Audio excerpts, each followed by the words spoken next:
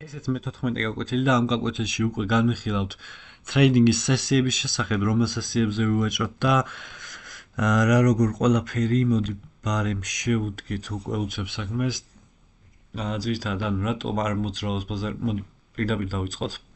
მთავარი სესიები რა არის? Forex-ზე ყველაზე აქტიური სესიები, მოდი მარტო Forex-ი არა, ახლა Forex-ი თითქმის გაჩერებული გვაქვს და უკვე futures-ებზე ვარ გადასული. მთავარი სესიები ყველგან არის ლონდონი, ნიუ-იორკი და აზია სესია.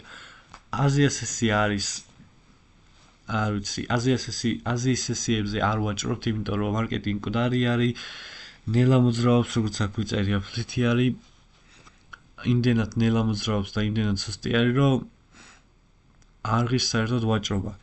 კონკრეტულ საიტებზე არც არის დაშვებული აზიის სესიაზე ვაჭრობა, იმიტომ რომ ბაზარია ეს აზისღალი, არალოგიკური და მოკლედ აზიის სესიაზე არასდროს არ ვაჭრობთ ტრეიდერები და ეგ არის მთავარი წესი, რომელიც ახლა უნდა მოინიშნო, რომ მარტივი წესი, მაგრამ უნდა ვიცოდეთ, რომ აზიის სესიებზე არასდროს არ უნდა ვივაჭროთ.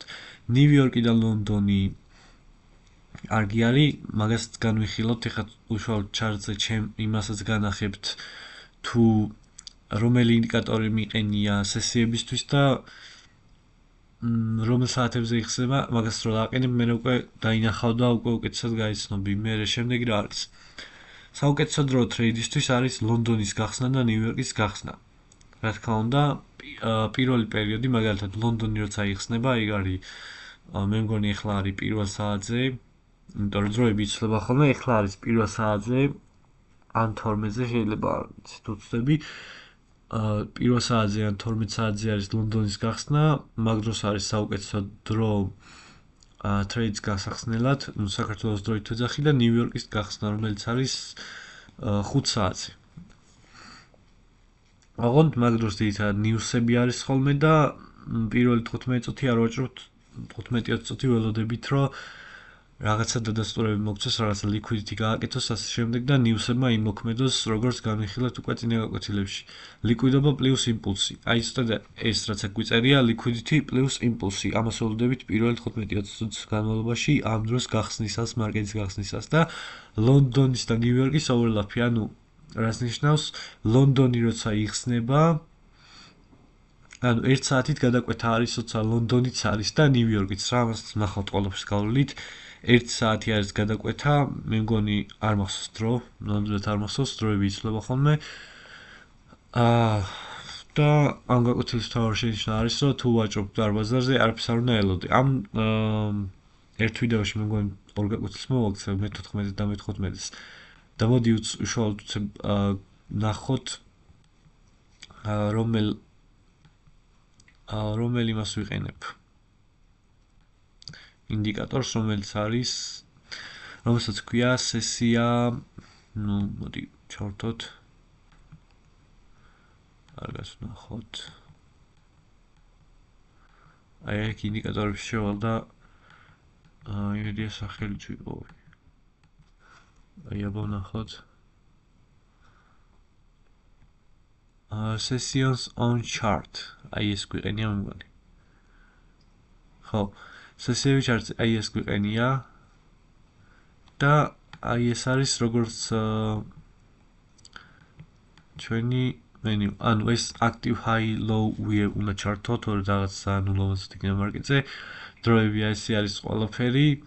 სიდნეი გამორთული გვაქვს, ჩართული გვაქვს ტოკიო, ნიუ-იორკი, ლონდონი, აზიის სესია, ნიუ-იორკის და ლონდონის და აი აქ ყველაფერი არის რა, როდის არის overlap-ი, მაგალითად აქ არის თუ ვცდები აზიის და ლონდონის overlap-ი, აი მაგალითად აქ მწვანე არის ლონდონი, მწვანე აქ ლონდონი იხსნება და აქ აზიაც არის რა, აზიის და overlap-ი არის. აქ კიდე, ხო, აი ეს არის პირველი, ანუ ჩვენი დროით 5 საათი, ხო, 5-დან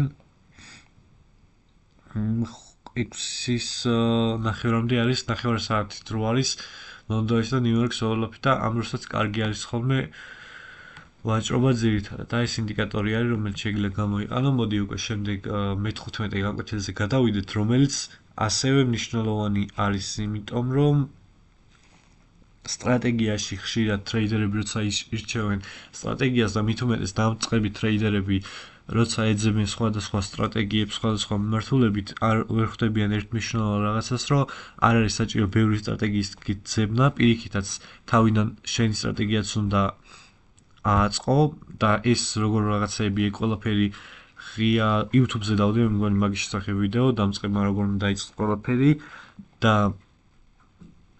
ერთი სეტაპი საკმარისია, ანუ თავიდან ტრეიდერი რო იწყებს, ყოველთვის აქვს ეგ შეცდომა, რომ ბევრ სტრატეგიას ერთად ედება და მე მაგას ის შეცდომა მოყვება ხოლმე, რომ როცა ბევრ სტრატეგიას ერთად ირჩევს, მაგალითად ნახე higher time frame-ის ტრენდი სეტაპი თუ არის რა, ეს liquidity sweep, demand-ის entry, confirmation და სხვა ყველაფერი არის ხმაური, როგორც აქ გვიწერია და თან როგორ ხდება რა, როცა შენი entry იცი როგორია, რა მოხდება მარკეტზე და ასე შემდეგ და შემდეგ უცებ მეორე სტრატეგიის დადასტურებების სხვა არის და აბა ეს არ არის და ანუ არევა ხდება და ძირითადად მაგიტო არის მთავარი რომ ერთი სტრატეგია გქონდეს, რომელსაც ბოლომდე გაყვები, რომელიც სრულიად საკმარისია ერთი კარგი სტრატეგია გქონდეს, ისევე როგორც ყოველდღე ტრეიდინგი არა საჭირო, ასევე ბევრი სტრატეგიით ვაჭრობა არ არის საჭირო ამ შემთხვევაში.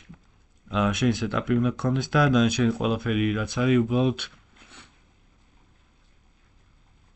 ყველი არის რა, ბევრი სტრატეგიის მოძებნა და ასე შემდეგ. და თანმიმდევრობაც სწორედ ეგრე გამომშავდება, რომ სტრატეგია როცა გაქვს, როცა მიყვები მაგ ერთ სტრატეგიას და არა რამოდენიმე სტრატეგიას, არევა არ ხდება შენი ტრეიდების და უფრო მარტივად ხდება აი ამ ყველაფრის განაზრება და წინსვლა ასე რომ ტრეიდინგში წარმატება ძალიან მარტივადაც შესაძლებელია, უბრალოდ უნდა დავალოდოთ სწორი entry-ს, უნდა გქონდეს სწორი დადასტურებები, უნდა შევიდეთ ისეთ ტრეიდებში, სადაც დარწმუნებულები ვართ, რომ ეგ ტრეიდი გაამართლებს და ასე შემდეგ.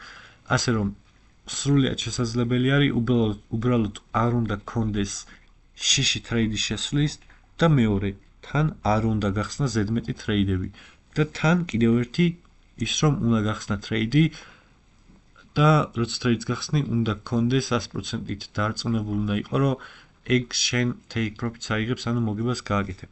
აი ეგ მნიშვნელოვანი რაღაცეები იყო ამ გაკვეთილისთვის ძირითადად, რაც ძალიან მალე ჩავტიეთ და ძალიან მარტივი კონცეფტი არის.